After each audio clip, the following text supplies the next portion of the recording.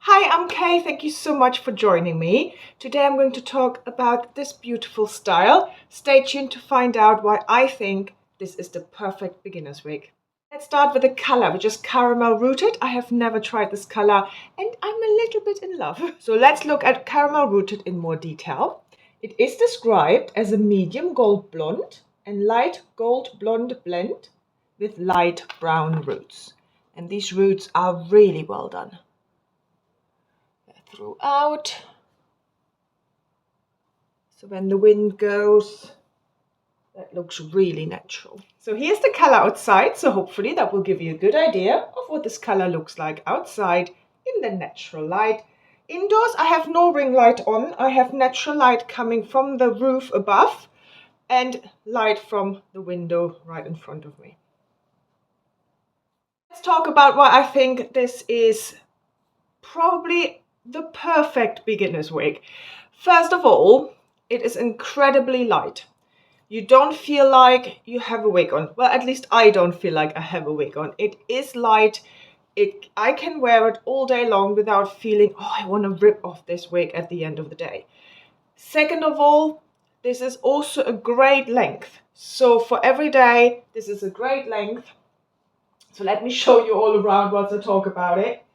It's a great length. It will not rub really on your clothes that much, so that will also last you. And thirdly, I think this is a great beginner's wig. These are regular synthetic fibers. These are not heat-friendly fibers, so they don't really need any maintenance or any upkeep as such. They just need to be washed and just in general, like anything else, just be looked after in a gentle way. It also has an extended lace front and a mono part, which gives you that illusion of a very natural hairline and a natural part, which all adds to the realism of this piece. Because what you want, especially when you first start, you don't want to feel like when you look in the mirror that you see that you're wearing a wig. And I think this one, I personally think, does not look like you're wearing a wig. Let's look at this hairline. Extended lace front. Now here, this is my own bio hair. So what I will do is I will just move this forward. Now you shouldn't obviously wear it there because then it definitely looks like a wig. It's about 4 fingers from the bridge of your nose. This is where your hairline should be. And therefore this is where your wig should sit. But just to show you how natural this looks. Very tiny nods. The transition into the ear tab is really well done. There's no harsh line here. Really natural. So let me just show you where it should sit. 4 fingers. And then the hairline should start there. You have a mainly hand-tied cap, which is also great, I think, for beginners, because therefore the hair, or the fibers, move really naturally. And the density is low. All of this adds to the natural feel of this wig. So you have a mono part. And I will show you that here. Now I have dark hair underneath it. And when I show you the cap later, I will show you what this looks like when I put it on my hand. Give you the idea of what the part line will look like, because this is my skin rather than just my hair. So I just want to show you that. The other thing, now you might not be the biggest fan of a left hand side part, even though it goes all the way back to the crown, which again gives you a really natural look all the way back there, and it also makes the fibers sit really natural than if it would to stop further down. If you don't like that, now this is not marketed as a mono top. However, this part that sits next to the mono part is hand tied, which means you could part it there because you still get kind of the illusion of scalp. However, you will have cluster knots. That means the knots are thicker and a little bit more sparse. So when you have hair like me underneath it, it might not be as obvious. But as I said, I will show you that on my hand later. However, it is possible to have to have your part on the other side or in the middle, because I think it still looks really natural. So if you don't like seeing those knots, you either wear it on the left like I do now, where the mono part is, or you can just use makeup like foundation, go over the knots with it, which will then make it more flesh colored, and therefore they will disappear a little bit more. So let's look at the cap construction. So you have a left mono part.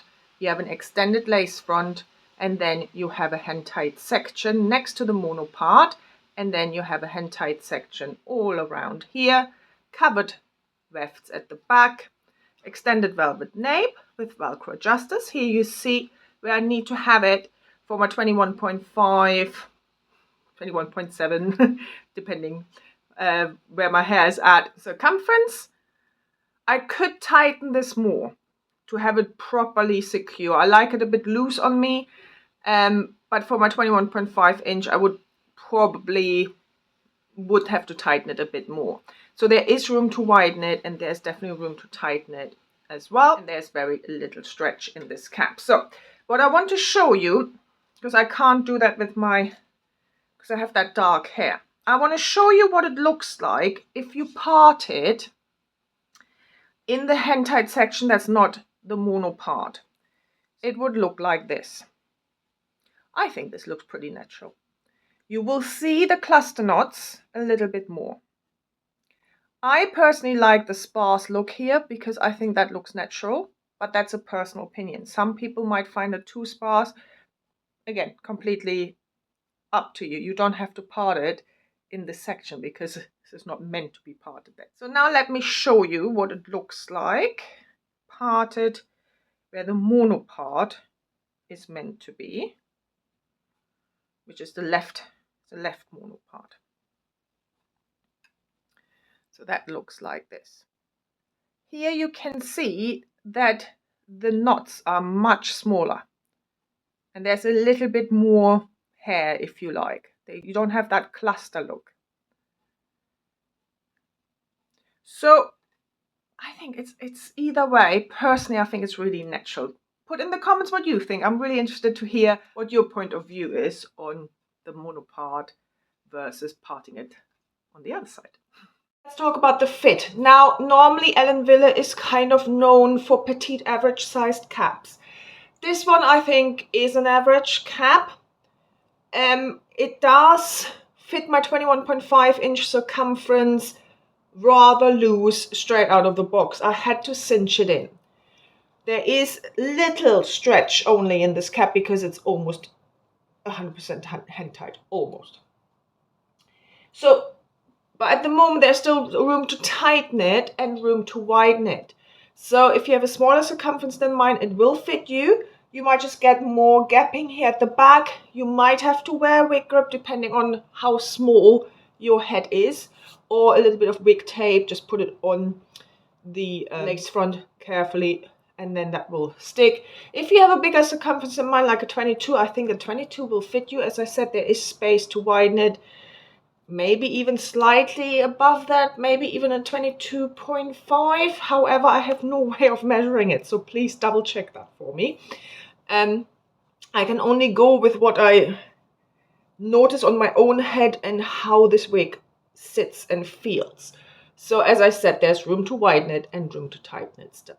Let's talk about the density. As I said, this is a low density piece. Adds to the natural feel of this wig. There is no permatease. There might be the tiniest, and I mean the tiniest bit of permatease where you have the covered wefts. But,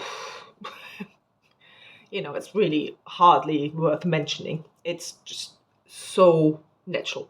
There is, I would say there is really no permatease here.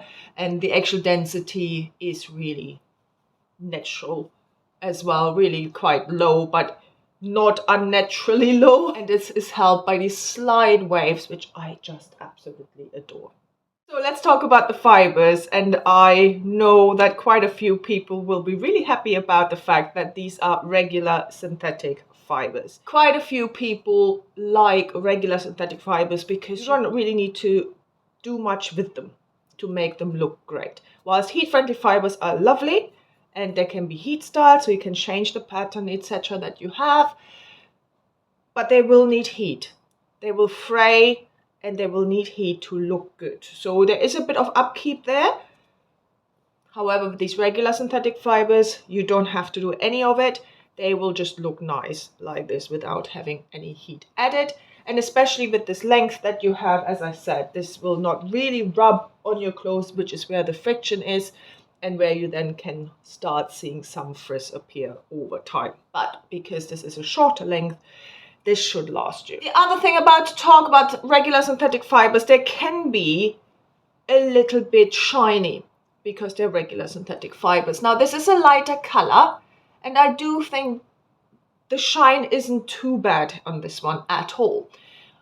I think you would have to be right in the sun to get a kind of an unnatural shine, which I think for this lighter color is kind of to be expected.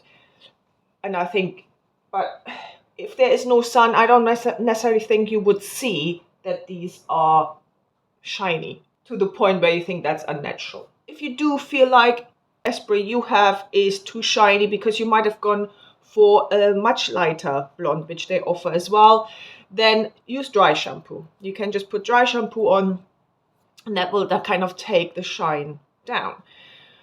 And over time, with washing and combing it through, etc., that unnatural shine will go as well. So that just takes a little bit more time, and then that will go. These fibers are incredibly fine.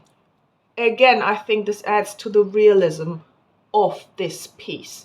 They are really fine. Let me just see if I can show you that.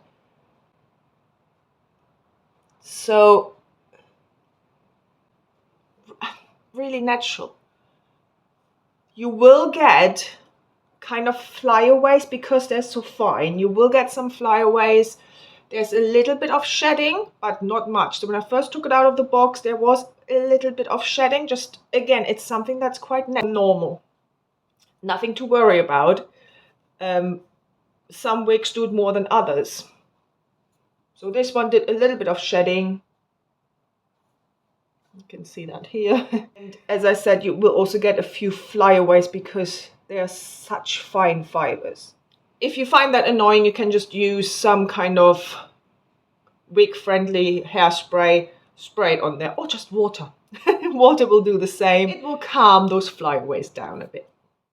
So let's talk about styling. Now, this is a shorter piece. It's not heat-friendly. There's not that much you can do with it. I love it as it is. I think the only thing I will probably do is just tuck it behind my ear because I love tucking my hair, maybe even on both sides. Could twist back the front like this because you have this amazing hairline. Look at it, so natural. And then you can have this look. You can obviously do it on the other side as well. So either both sides or just one side. Half up, half down. You can have, I mean, there is a bit of layering in this piece. So you will have some layers fall out. Frames the face nicely, lovely. So you might want to put some clips in either side here just to keep those layers staying in all day. You could have a little ponytail. I mean, it is a little ponytail. And you probably again need clips either side to keep it in. But if you just want it off your neck, sometimes you just want hair gone from your neck. It is possible. You just need a little bit of clips here to help you with that. So I really hope you enjoyed this review. And let me know if you think this is the perfect beginner's wig. If you had Esprit before, if you haven't, if you now think, actually, I really want it now, tell me why you really want it now and in which color. I'm always interested to see which color people would like to get it. So the link is down below in the description box. Go and check it out. I think it's worth a look. Have a wonderful, wonderful day, and I hope I see you very soon. Bye.